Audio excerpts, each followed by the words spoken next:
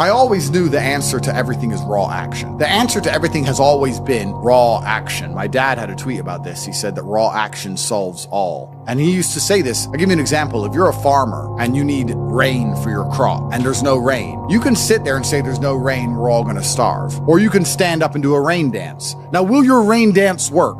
Perhaps not. Perhaps the rain won't come. But I would argue that you're better off standing up doing that rain dance than just sitting there waiting to die. You have to do something. Raw action solves. So when I was broke, I was never like, I'm poor, what do I do? It was, I'm poor, I have to do something. If I was broke, I'd go for a run. That's why I was such a great fighter.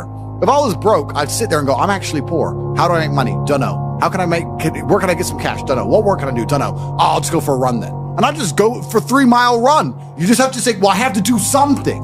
I can't just sit still and die. A lot of people are happy to just sit still and die or to go to sleep and take a nap.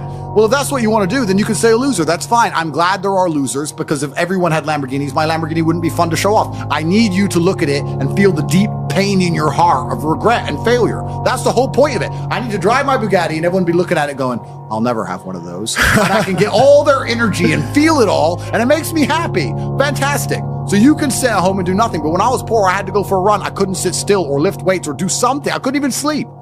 So raw action solves everything. And I understood that at a young age. But as you get older, you get to look back and you get to put your whole story together, the whole tapestry together. I knew I wouldn't stay poor. Did I ever think I'd get this rich? Well, I never said I wouldn't, but did I ever think it would probably happen at this level? No, but it's amazing how the compounding interest of just endless raw action adds up. I've never had a lazy day. I've never skipped work, never missed an email, never had a day off, ever. You name if you were to go through the last 3 years of my life, you will see that there's never been a day where I wasn't doing what I was supposed to do. And it all just adds up, and then monumental success comes and you get to laugh at everybody else, ha ha ha, and life's great. Well, I think that initially fighting is always the best thing you can ever do. Especially it's the best way to spend your 20s because you heal superhumanly. You heal like Wolverine. And I can't think of a better use of that superhuman healing ability besides fighting. And it's going to teach you everything you need to know about personal accountability and hard work and overcoming fear and dedication and discipline. There's so many lessons to be found inside of fighting. And plus, it's the most respected sport on the planet. And I think that you'll learn more about yourself and more about life and more about the realities of how the world works if you're a fighter. So I think that's what's so fantastic about it. All of my wisdom and all the things I say doesn't come from books. It comes from life experience. And a lot of my life experience is the brutal realities of violence. So people say, oh, Andrew's so smart, Andrew's so wise, Andrew knows so many things. I've learned all of that simply through fighting. And if you're a warrior in life, the arena may change, but the battle never ends. It's just never ending. And you have to get used to fighting. You have to get used to being under pressure and under stress all the time and being the kind of person who can perform and smile anyway. And I'm glad I spent my 20s training because I can't think of something else. I find it amazing that, like, I speak to people my age and I say, in my 20s, I spent maybe, I don't know, let's say 3 hours a day. What's a decade of 3 hours a day? Let's just say 10,000 hours. I spent 10,000 hours in the gym training. You're the same age as me. What did you do with those 10,000 hours?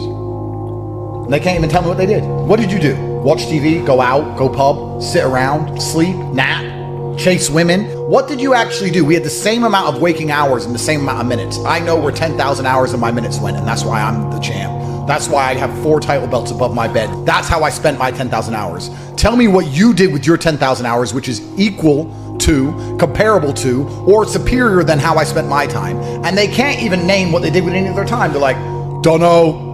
So if you're 16, you need to be using every single waking minute towards things you're going to remember. You're going to remember training. You're going to remember working hard. You're going to remember trying to make money. You're spending your life and wasting your time doing things you're not even going to be able to recollect in a few years. You're going to wonder why you fall behind the people who don't waste time. Time is the ultimate currency. Time is money. Time is also strength and power and networks, connection. Time is everything. You can convert it. It's like malleable. Time is like Play-Doh. Yeah. You can turn it into anything. You can turn it into muscles if you go to the gym.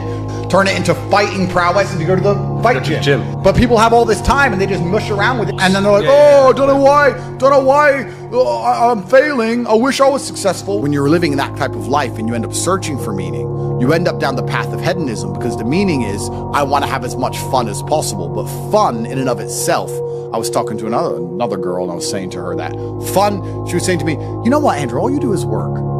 You never really have fun. And I said, fun is haram. He goes, is fun really haram? I'm like, no, it's not. But please understand what I'm trying to say here. What I'm trying to say is when you look at what most people do for fun, look, what fun is: clubs, drinking, running around, laughing like a kid, all this, all the bad things in life, the negative haramities can be attained through this obsession with fun. If you find a man who's obsessed with work, I have things I need to do and I feel satisfied inside when I do them.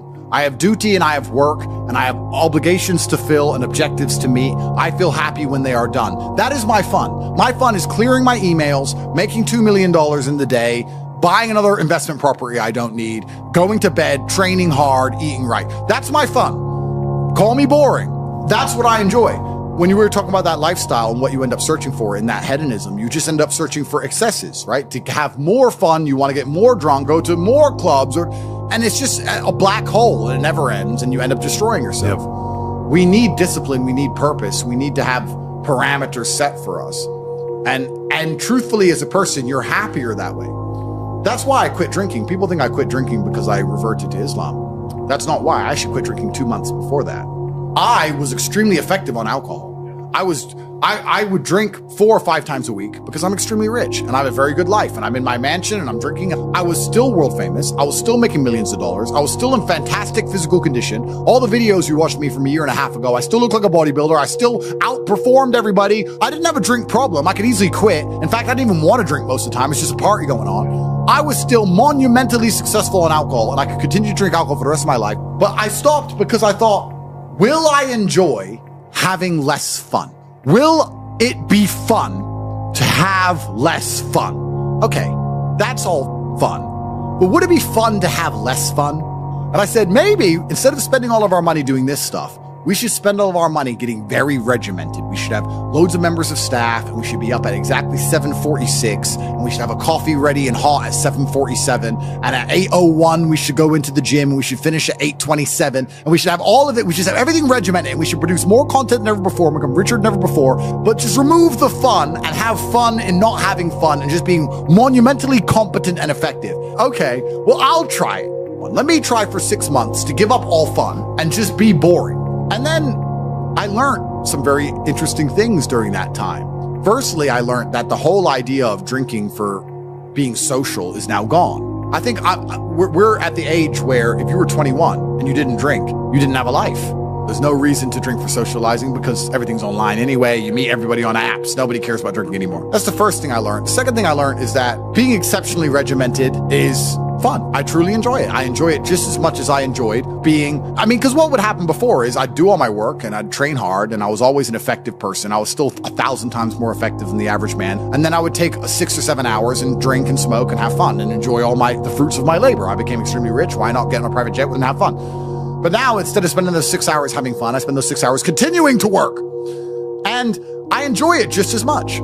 So now I'm sitting there going, well, I enjoy it just as much and I'm not damaging my health. I enjoy it just as much and I'm making more money. So it really, truly ruins my day when a beautiful girl's like, can I see you? It's like, oh, I've got work to do. I'm regimented. I have to sit here and type. I don't want to talk to you and have fun and party. I don't want to do any of that. I want to do emails. You don't get it. I know to you it makes no sense. But you already have all this money. Why do you want to do emails? Because that's my fun now, regiment. So I decided to dedicate 6 months to being boring. And by the end of the 6 months, I was having so much fun being boring that now I will probably never drink again. I am 0% tempted to drink ever again. I'm 0% tempted by fun, which is what you said, and I completely get it. When someone goes, we're gonna go here and it's gonna be fun. I'm like, nah, you have fun. I'll do my emails. You enjoy. I don't want to go to clubs. I don't want to go to some party. I'm not interested in traveling. I'm not interested in seeing anything. I've seen it all anyway. I've been everywhere. Like, who cares? I'm above it all. I'm over it all. I want to run my empire, and I want to spend time with people I love, and I want to beat my brother at Uno, and that's it. I don't want to do anything. Maybe I've gotten boring. Maybe I've leaned too much into the boring character, but I truly enjoy just being boring and regimented. And I like getting as much work done as possible, and that's why I'll never ever drink again. So the whole concept of fun is alien to me. I totally get it now. When you said that, you're totally right. It's fun isn't fun. And then achieving things in work is fun. The only thing I guess I can say I do for fun is driving fast cars. But then I need to make $800,000 to buy a Ferrari. So it's still work involved, you know, there's still work involved. But I really believe God's given me one of the best lives, and I can't complain about anything bad that's happened. It's all been fantastic. I'm truly thankful for all. I think if a couple bad things happen to you, you should be intelligent enough to realize that eventually you're going to get over it and you're going to learn an important lesson. It's going to change you in the correct direction. And Allah is the best of planners, and He knows what you need to learn. I think that as humans, especially as men, we only learn the hard way anyway. There's two ways to learn a lesson, the hard way and the hardest way. There's no easy way to learn a lesson. You have to learn the hard way. So God gives us lessons via difficulty. He thinks you need to learn this about yourself or this about other people. So I'm going to give you a difficult time so you can learn your lesson. Because if I told you, if I just said, hey, Andrew, this is how the world works, you go, yeah. But when I show you, when you feel it, my fight coach used to say, you have to feel it to believe it. That's why if he was teaching low kicks, he'd kick your leg off. Because you don't believe in the power of a low kick. You don't believe a low kick can be so devastating unless you've felt it. You have to feel it to believe it. So God will give you a difficult time so you learn your lessons. And the lessons are very important for you to be the person who you need to be in this life. He's the best of planners. And I'm thankful for all the lessons He's given me. He's bestowed knowledge upon me. How could I not be grateful to God for making me so intelligent and wise and the ability to look into things so deeply and come up to the right decision and basically predict the future perfectly? You have to have difficulty happening to you all the time. So when you sit and say, I want an easy life, what you're saying is you're a dummy and you want to be a dummy. You want to stay a dummy. I want an easy life. And I don't want anything bad to happen to me because even though it will teach me lessons, I'm too big of I can't handle the emotional pain. I can't handle the stress. I don't want to be a dummy. I want to be smart. If I want to be smart, then hurt me. I just know that I become a more formidable, more competitive version of myself after every single bad thing that's ever happened to me. It's one less thing to fear. It's one less thing to be worried about. I've done it before. Because it's also very interesting, because you talk about wisdom, you use the word wisdom, and I appreciate the compliment. I don't read books. I never read a book because I don't have time. All of the wisdom I have, all of this knowledge I speak, all of these things I say have been learned through basically difficulty of life, through professional fighting and being poor and all bad things happening to me and struggle. All of my lessons have been bad things, bad events, bad scenarios, bad situations. Pain, suffering, anger, resentment, all of these horrible emotions are how I've learned everything. So I thank God for giving them to me. And anyone who wants an easy life wants to stay a dummy. What do you learn if you just get money, you buy a crypto coin, it blows up, you get some money, you go to some restaurants? What do you learn about anything? You don't. Completely. And then the thing that's so interesting is that the people who are choosing the safe option is actually choosing the most risky option. So you're not taking a safe option, you're taking a coward's way out, and it leads to exactly where a coward's way should lead. Cowards in the end do not get to enjoy the shade of the olive tree, because unless you fought in the arena, unless you've been a gladiator, you never get the peace of mind and peace of heart, which is afforded from bravery. So if you choose the safe choices in life, thinking, oh, I'm gonna take the safe route, you don't end up anywhere safe. The safe option doesn't work anymore. You need to take risks. You need to try and start your own business. You need to go all in on things. You need to go wild. You need to be a man who's not afraid to stand up and think, fuck it, it's all on my back and I'm going to find a way to pull this off.